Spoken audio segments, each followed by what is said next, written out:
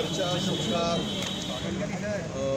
आणि पूर्ण निवडणुकीवर सुद्धा चर्चा करण्यासाठी आजची बैठक आयोजित केलेली आहे। मुळात आज नेता निवडीचा निर्णय आज मला वाटतं की शक्यता नाही आणि हायकमांडमधून कोणी आज चंदीताला साहेब आज येणार होते पण ते पण आले नाही आणि पुढच्या आठवड्यामध्ये या संदर्भातला निर्णय होईल।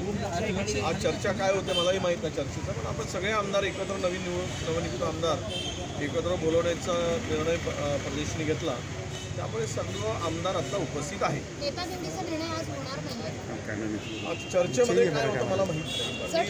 अंबादास दानवे यांनी म्हटलं आहे की सोमवारावर लढाईचं आमची अनेकांची इच्छा होती। नाही, आता महाराष्ट्रातील एकूण राजकीय परिस्थिती, आता निर्माण झालेली परिस्थिती, जे आलेले निकाल, या सगळ्यांचं विश्लेषण आता आम्ही करू, याचा आम्ही मंथनही करू आणि यानंतर आम्ही खरं तर आघाडीमध्ये नुकसान झाला फायदा झाला ही पण त्यांची इच्छा आहे, तशी आमची पण इच्छा होती। त्यामुळं हा इच्छेवरचा विषय नाही। आम्ही आघाडी म्हणून लढलो आणि आघाडी म्हणून लढल्यानंतर निकालानंतर त्यांनी काय करायचं आहे तो त्यांचा निर्णय आहे। त्यांची काय भूमिका आहे ते मांडलेत, आमची काय भूमिका आहे आमचे प्रदेशाध्यक्ष मांडतील, आम्ही पण मांडू, पण त्याला थोडासा एवढ्या घाईने आम्ही काय आमची भूमिका जाहीर करणार नाही। वरिष्ठ पातळीवर आमच्या हायकमांडशी चर्चा करू, हायकमांडशी चर्चा झाल्यानंतर या संदर्भात काय भूमिका घ्यायची, आम्ही ही बाजू राज्यातील या सगळ्या राजकीय परिस्थिती संदर्भात चर्चा झाल्यानंतरच आम्ही तो निर्णय घेऊ। काही नेत्यांची अशी इच्छा होती का आपण पण सोबत लढायचं म्हणून काँग्रेसने?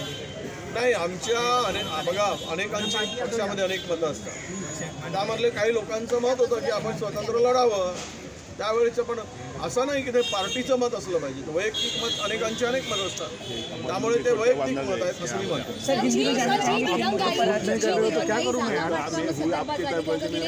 3 महिने निवडणुकीच्या आधी जागा वाटप झाली, याचा परिणाम दिसतोय का? जे आतले कल होते अंतर्गत ते पण समोर आले। हे बघा, या जर तरच्या गोष्टी आहेत, या मुळात हा निकाल जनतेचा आहे का, जनतेचा कौल आहे का, हा खरा प्रश्न पडतोय। अजूनही महाराष्ट्रातील जनता आपलं स्पष्टपणे, म्हणजे मी तर हे म्हणेल की ते ओरडून सांगत आहे की आम्ही दिलेला कौल नाही। हा कोणाचा कौल आहे? हा ईव्हीएमचा कौल आहे का?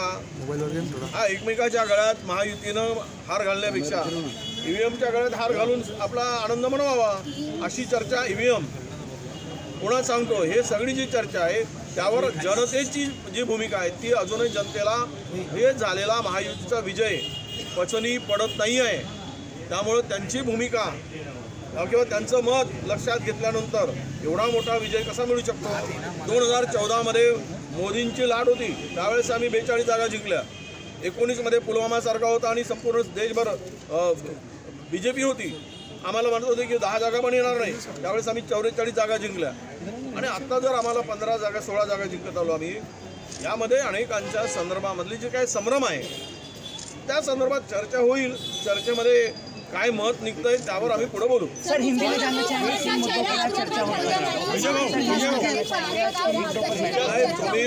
तुम्ही विचारताय नेतृत्वात बदलाचा संदर्भातला जो काही निर्णय आहे तो हायकमांडच्या संदर्भात आहे, ते मला विचारून काही उपयोग नाही।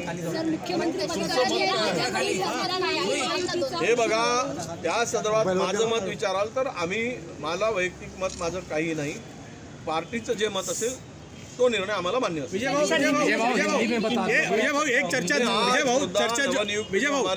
चर्चा जी आहे, एकंदरीत चर्चा जी आहे की ईव्हीएम वर जो तुम्ही आक्षेप घेत आहे, देवेंद्र फडणवीस म्हणतात की कोर्टाने ही भूमिका स्पष्ट केली आहे की ईव्हीएम मध्ये कुठल्याही प्रकारचा घोळ झाला नाही। कोर्टाचं जे काही आता निर्णय दिलेला किंवा कोर्टाचं जे काही मत आहे ते आम्ही ऐकलं आहे।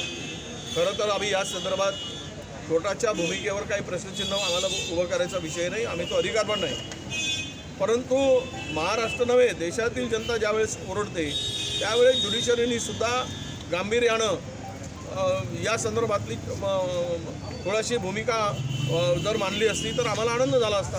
अर्थात निर्णय त्यांचा सर्वोच्च निर्णय आहे, त्यावर प्रतिक्रिया द्यायची आम्हाला आवश्यकता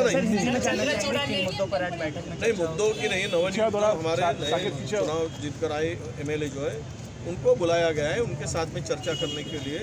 चर्चा करके सब बातें, ये एक मुद्दा है कि चलो उनका सत्कार भी हो, उनका स्वागत भी हो। और दूसरी बात इम्पोर्टेंट है कि ये जो इलेक्शन हुआ है वो इलेक्शन में थोड़ा किस वजह से हमें इतना बड़ा नुकसान उठाना पड़ा, क्या बहुत बड़ा जो महाराष्ट्र में ये हमारे खिलाफ में रिजल्ट आया है, उस बारे में भी हम लोग चर्चा करेंगे। और हार के बारे में मंथन तो करना है ना कि क्यों हुआ है, इसके बारे में आज की बैठक है। जी सर, सत्ता पक्ष कह रहे हैं हाँ ईवीएम के साथ कुछ हुआ है क्या? नहीं, देखो मैंने तो नहीं कह रहा हूँ, 79 असेंबली में वोट कम मिले ये मैं नहीं कह रहा हूँ। काउंटिंग के बाद में उसको मैच नहीं हो रहे और कुछ 34 या 32 या ऐसे कुछ इसमें ज़्यादा वोट मिले, मतलब 100 के आसपास कॉन्स्टिट्यूंसी में वोटों का तालमेल ही नहीं है। फिर ये करेक्ट कार्यक्रम क्या हुआ है, करेक्ट कार्यक्रम किया गया या ये करेक्ट नहीं है, इस बारे में जो है वो लोगों की भावना है, वही हमारी भावना है। जनता जब चिल्ला के कह रही कि हमारे ये निकाल हमने मैंडेट दिया नहीं है, ये हमारा नहीं है, ऐसे लोग बोल रहे हैं, हर गांव से ये प्रतिक्रिया आ रही है। हाँ सर, सत्ता पक्ष कह रहा है कि हार हजम नहीं हो रही, इसलिए ईवीएम ठीक है, वो उनका तो वही कहना होगा ना, कुछ भी करके वो चुनाव जीतने के बाद में यही कहेंगे। अरे 2019 में भी भारतीय जनता पक्ष को 105 जगह मिली, 132 जगह कैसे मिलती है?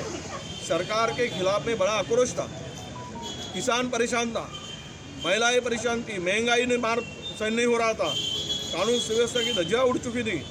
कौन था? MSP ने